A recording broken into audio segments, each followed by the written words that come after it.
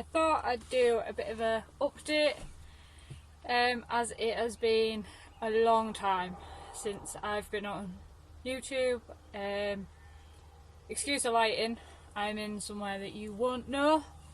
So back in October, I think it will have been, me and my partner actually bought our own land. Now this is something we've wanted to do for, well, it's something I've wanted to do since I was younger, and then when me and my partner got together it was spoke about then, and we didn't think it was going to happen anytime soon. And then when Diego came back, we kind of realised at that point that if he was going to stay, then we had to do something. It was a lot of money just to have 3 on livery. And then I'll explain further on into videos to what's actually happening with everyone.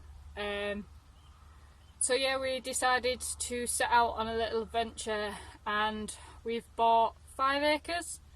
So it's a bit bigger than what we originally wanted. But bigger's always better in that sense. It is a blank canvas, like the shed that I'm stood in. We actually set out and built the other day. It's not finished, but it's just somewhere to have the feed and stuff, rather than mixing all the feed at home, which is what I had to do when they first came here, because I had nothing, and the rest of my stuff is still at the livery yard in the horse box. So there is a lot of stuff, like all my tacks at home, just bits and bobs are everywhere at the minute. That moving stage, which is something I didn't want to do anytime soon. But hey ho, we are now obviously in March, and I decided the weather was nice enough for them to live out now, so I moved them all here on Saturday, which is a couple of days ago from when I'm filming this. I'm not sure when I'll have it edited and out, as life is just hectic right now. But an update on the horses. God, where to start? We'll start with Mavs. He's obviously the oldest, 26 now, and just before I think we bought this, Mav actually gave me the biggest fright of my life. He got really poorly, to the point of we actually questioned whether we were going to have to put him down. He was colicking all the time. I think he colicked like 3 times in 10 days. It was horrendous, and I said to my vet, I was like, do you think it's time to let him go? And it was just hell. But Mav must have heard me, because he decided to come bouncing back brighter than ever, and he's currently running around the field being a moron. So he obviously heard me, thinking I was going to have him put down, and he's decided otherwise. So he is living the retired life, loving it, just doing whatever, escaping every 5 seconds, as it seems to be. Was moving his fence the other day to give him a little bit more grass, as he has to be strip grazed because he has cushions and they are susceptible to laminitis. So he's strip grazed so that he doesn't go poorly again, as I cannot cope. It's no good for him, it's no good for me, it's not great. Moving his fence, he ran off to the other side of the paddock, and could I get him back? No. So I managed to finally get him in, but he's just living his best life. Just chilling out, being a bit of a scruff monster at the minute. Need to tidy him up, but other than that, that's really it on him. Don't think there's anything else with him. Diego, we'll do Tori last. Diego, well, he's the grey.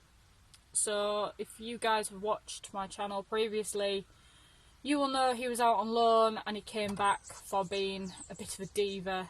The woman couldn't get on, and he was just generally being an idiot, and she had him for 2 years and she just couldn't keep him any longer. He wasn't the horse for her. which is completely understandable. If he's being a tit, I wouldn't want to have something that doesn't belong to me just stood in the field. Something I can't ride, something I can't do anything with. He was going really, really well. I say was. He was going really, really well. We were jumping, we were doing all sorts, and we just got to a point where I was actually going to start taking him out. And then I gave him a bit of a holiday because I thought, you know, he's done a lot. He was hacking fine, he was schooling really, really well. And then after the holiday, he has just never been the same. I was out hacking and he spooked at some sheep, and I thought, oh, you know, he's got over it now, he'll be fine. Anyway, walking past the field in the sheep, he suddenly decided to rear over on top of me and then bolt off back to the delivery yard and just left me in a heap. So at that point we just took him back into the arena, and I was just riding him in the arena, and some days he'd go really well, other days he just wouldn't do anything. He was just swinging his head around, wasn't listening, just trying to bolt off from underneath me, and you could just feel he was so tense, and he just wasn't happy about the whole process. So I gave him the winter off because I thought, you know, even though he did get turned out every day, I was like, is he just not enjoying it? Is he just wanting to be out constantly? So at that point, we already knew that we had the field and stuff, so we thought, sod it, we'll just chuck him out. Like, we'll just give him the rest of the winter off. I then was talking to some friends, and they were like, you know, why don't you find him like a little companion home somewhere just out on loan, so you know where he is, but just as a non-ridden. And then all of a sudden you couldn't even lead him to the paddock without him like threatening to rearing up, just being an idiot. So I thought, you know what, this is not safe for nobody. Like, I'd rather him be with me, even if he is just a field ornament. At least I know he's not doing anything stupid to anybody, because he's not doing it out of nastiness. It's just his behaviour. And I think, you know, was he doing it because he was bored? Was he doing it to get attention? And I think maybe I wasn't being hard enough with him. I think I was just going, oh, just let him go up, come down, and then we'll just carry on. So instead, every time he was either threatening to rear or like even just start dicking about, I was then making him walk backwards, so applying loads of pressure on him and asking him to do something that he wouldn't sort of normally expect. So like just asking him to walk backwards, so it was completely taking his mind off what he was actually thinking of doing. And then once he stood for a couple of seconds, I allowed him to walk forward. If that didn't work, then we were actually taking him back to his stable, shutting him in his stable for 5 minutes, and then taking him back out to the field, just so that he was actually learning that if I start kicking off, I'm just going to get put back in my stable, rather than, oh, they're just going to wait for me to come down and then I get to go off in the field and do what every other horse gets to do, kind of thing. And that seemed to be working. So we're going to do loads of like groundwork with him, because he is, I think he's like 13 this year, somewhere around there.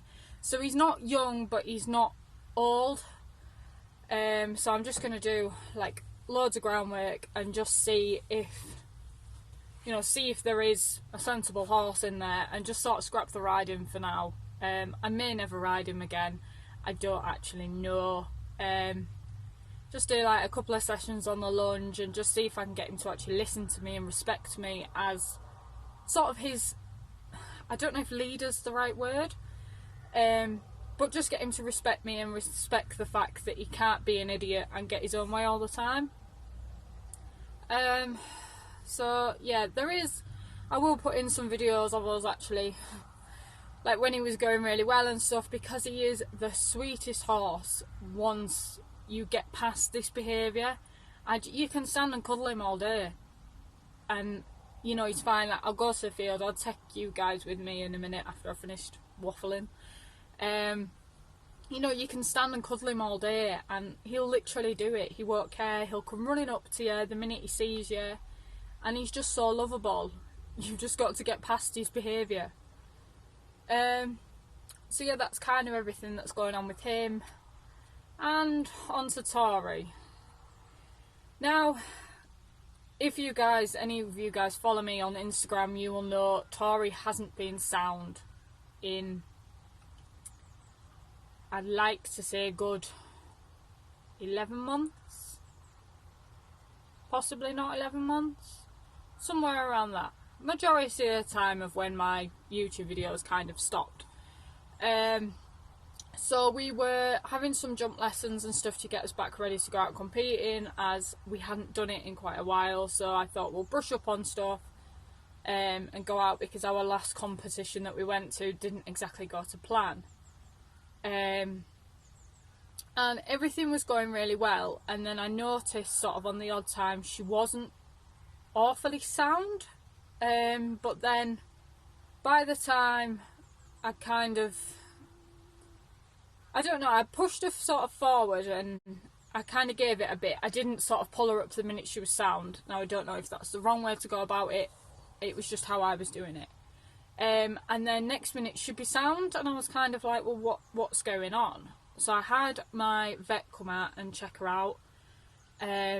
Obviously I think she's 15 now, and we've done a lot of competitions and stuff in her younger years, obviously up until 2 years ago. I think it'll be now 3 years ago this year, we were competing a fair bit.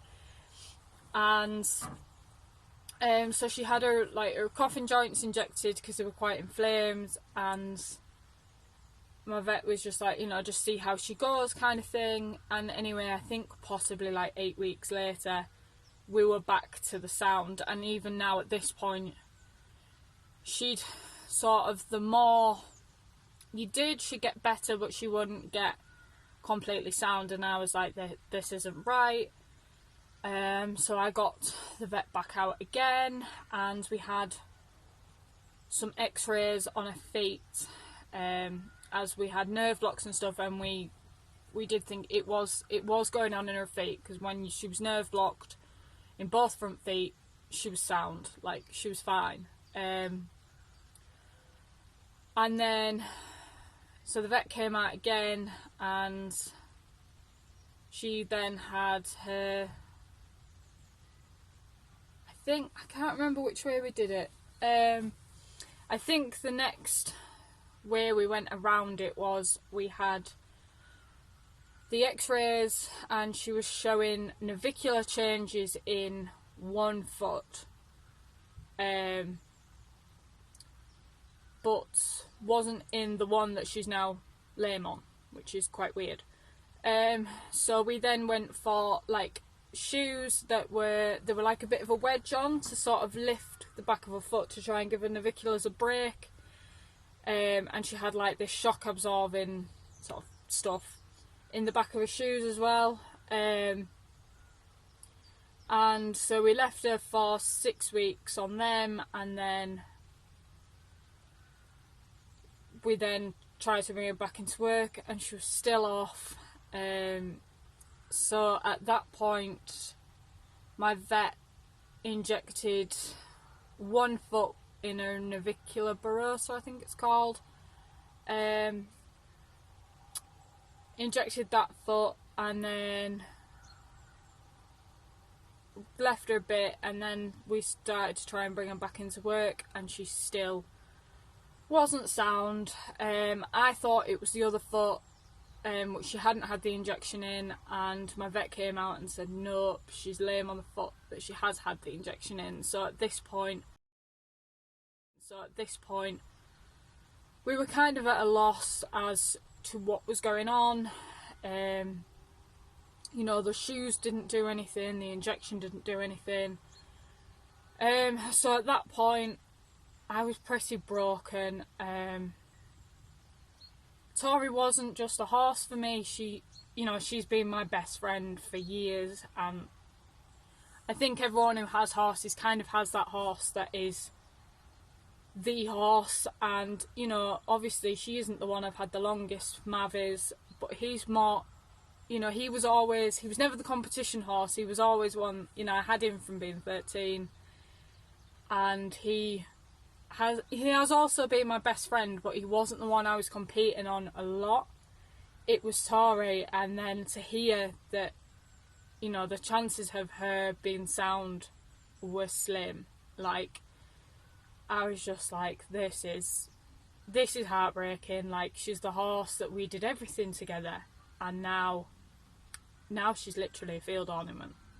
Like, at the minute she's now barefoot because I thought, you know, we'll give her feet a break, let's just give her some time,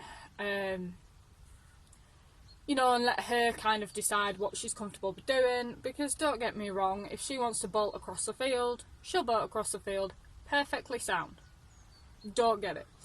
But I gave her some time off through winter, and then I brought her back into work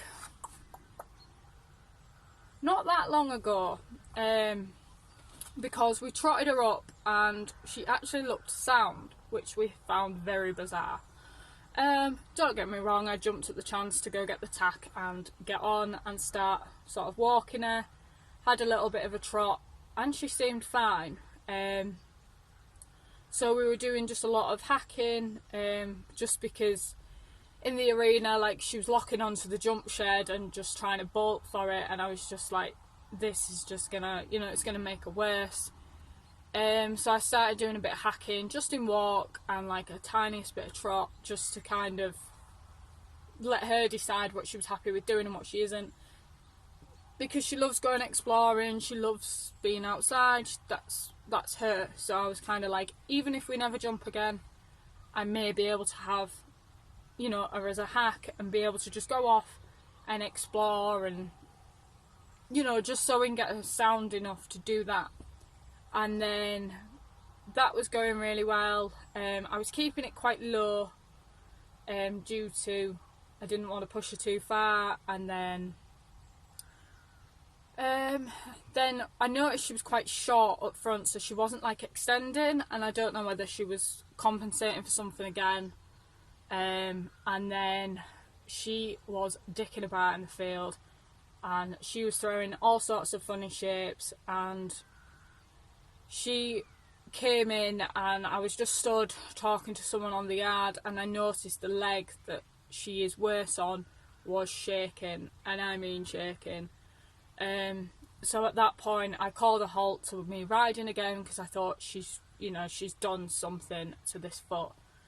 So she's back on rest. I don't know when I plan on doing anything with her. Obviously they have only just moved here, so she's kind of just settling in, which they're all acting as if they've been here forever. But that's kind of all there is with her. I'm sort of toing and froing about sending her for an MRI scan, because I know that'll give me the answers, but I don't know if it'll be the answers I actually want. And I know that sounds really stupid, but, you know, I can kind of look at her and go, do you know what, maybe our riding story's over. You know, I can look at her in the field and just sort of watch her in there, but then I think, am I always going to be wondering what if kind of thing? So at the minute she's just chilling out in the field, and then I will decide at a later date if I'm going to send her for an MRI or not. I don't really know. It's kind of just going to be one of them things. But I will take you down to see the horses. Now I'm just going to mix some feeds and take them down and poo pick, and I might lunge D. D is Diego. I shorten it to D, so I will be calling him D a lot in this video. But I'll show you the horses, and then I might do, like, there's not really a lot to look at in the field. It's kind of just like a big grass field, but I'll do like a quick, like, little sort of video around. I might just show you like what we're planning on doing, if I have enough storage on my phone. But yeah, I'll do that, and then I will try and get this edited and up on YouTube in like the next week or so, because I want to get back into my YouTube. I might not be riding anything, but I think, you know, it'd be quite exciting for people to see like the progress of the field. And I think, you know, later on in time, when sort of as time goes on, this project will never be finished. I'll always be doing something to it, but you know, it'd be nice to look back and see all what we have done and where we started from. But yeah, I will take you down to the fields where the horses are and show you down there, because it's actually down a hill. So I'm up at the top where it's like really flat, and then you go down the hill and then it flattens out again at the bottom. But I'll show you that in a second.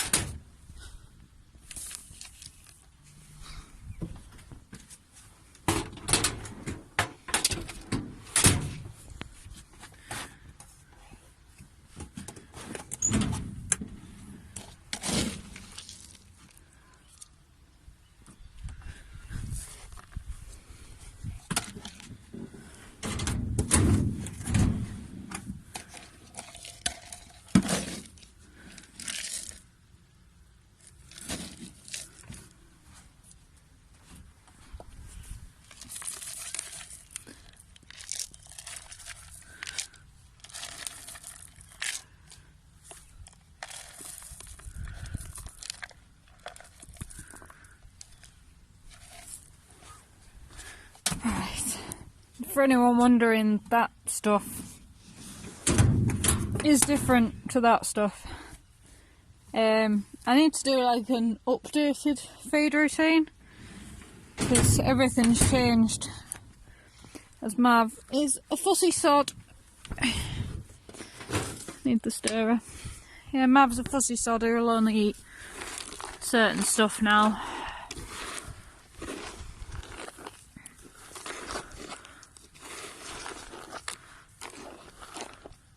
I'll be surprised if he eats all that, to be fair.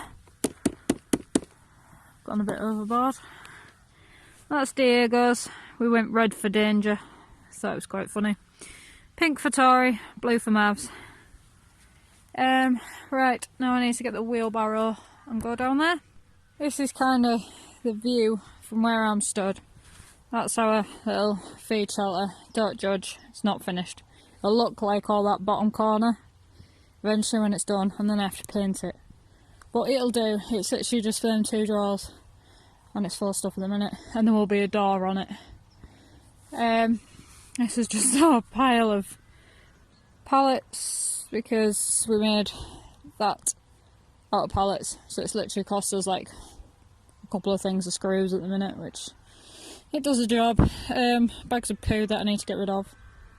But yeah, it looks massive from here, and like you can't even see the horses, which is really strange, because like as soon as you go to there, like as soon as you get to there, like Tori will see you and then everybody will look at you, but from here it doesn't even look like they're in here. But yeah, I will take those in the wheelbarrow and the scoop and take you down there. Right, I'm going to struggle to do this, so I'm just going to leave that there. Just drop that on the floor. But literally as you come over the hill, Mavs is there. Tori's already seen us. But yeah, Tori's sort of on the bit of the hill. Dee is there. And Mavs is there. So literally as you come over the hill, and they're just down here, and then obviously it goes to that hedge there. There's going to be like another paddock that starts sort of at the end of Tori's there, that comes up to like the top of the hill, sort of probably where my wheelbarrow is there, and then the top half is going to be split into 4 and have sort of 3 shelters, and then there'll be like a spare paddock. But I think what we're doing at the minute is just putting the shelters in their winter paddocks, and having them that they have got doors on if we need to shut them in because the weather's really bad, rather than trying to build a block of stables this summer. But yeah, there'll be another paddock. I'll be kind of studying it. We've left this track down the side, which is like 4 metres from the hedge, and it's the same at the bottom. I need to sort that post out in Mav's corner down here because it's fallen over. It's because that bit is sort of down, it's wet. But yeah, there'll be another paddock here, and then there'll be like, it'll be mirrored. So there'll be 4 up that side as well. So there'll be 8 paddocks down what I call down the bottom, which slopes down the hill and then flattens out where Mav is.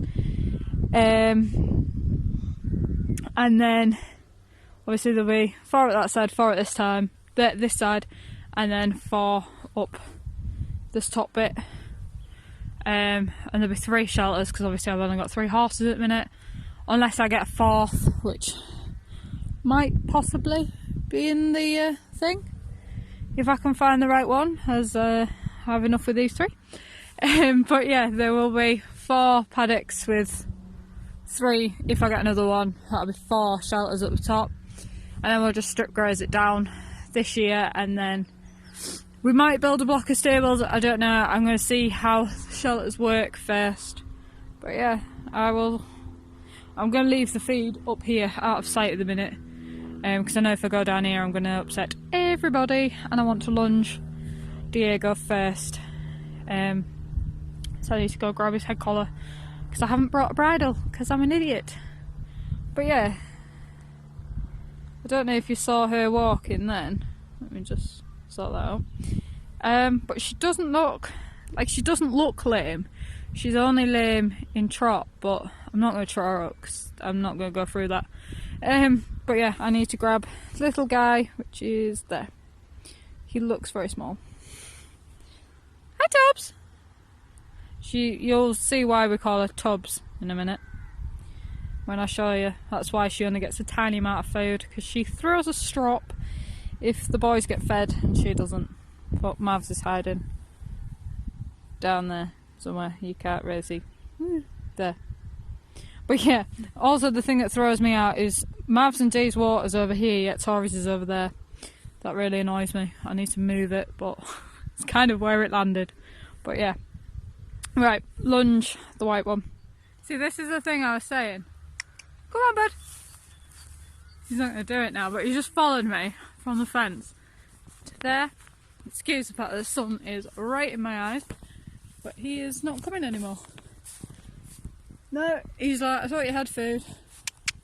But yeah, his head collar is over here because I put the gates down this side when we put the paddocks up the other day. But I put the gates down here because there's going to be a path that goes right up the middle. Don't know if you can see Tubbs. Where's she gone? There. But yeah, she doesn't look lame, and that's the awful thing about it. Granted, she is on that hill as well. We put her on it because obviously I don't want old man Mavs on it, because he's an old man, Dee's on a slight slope, and then Tori's on like the steepest bit, but it doesn't look that bad, and it isn't that bad. Dee's just like stood looking at the wheelbarrow because I did end up bringing it down because they all saw it. But yeah, she's on that bit because I thought she'll lose like a bit of weight because obviously she's not in any work, and I don't know if she ever will be. But yeah, she's in that bit. He's like, don't forget me, even though I've just left you. Right. Hello.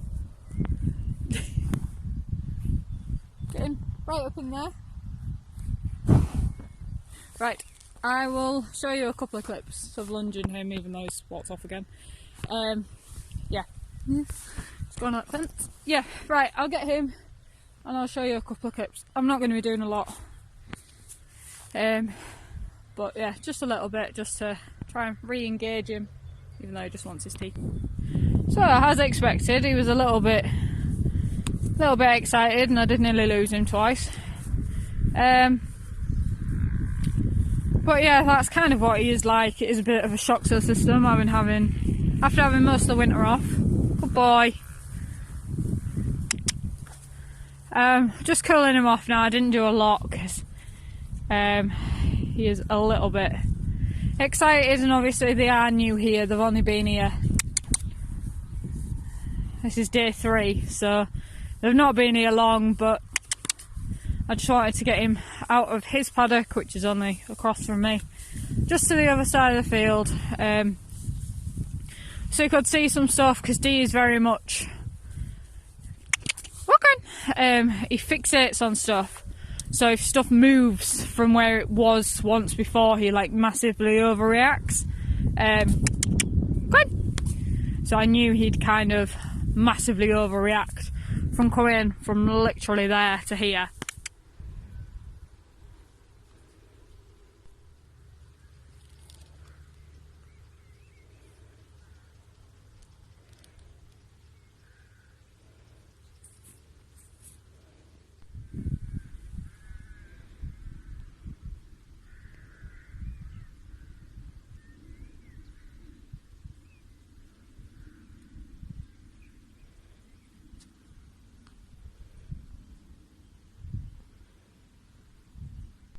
So guys, I'm going to end today's video here before my phone dies.